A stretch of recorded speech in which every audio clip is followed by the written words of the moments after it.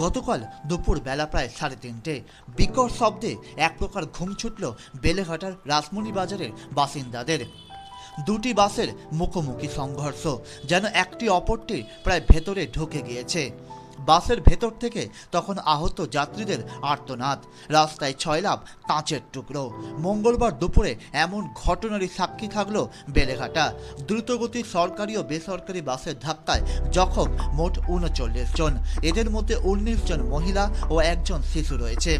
আহতদের তৎক্ষণাৎ ঘটনাস্থল থেকে উদ্ধার করে এনআরএস হাসপাতালে নিয়ে যাওয়া হয়।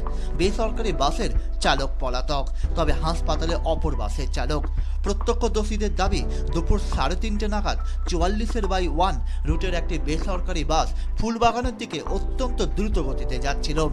উল্টো দিক থেকে আসছিল ধামাখালী শিয়ালদা রুটের একটি সরকারি বাস।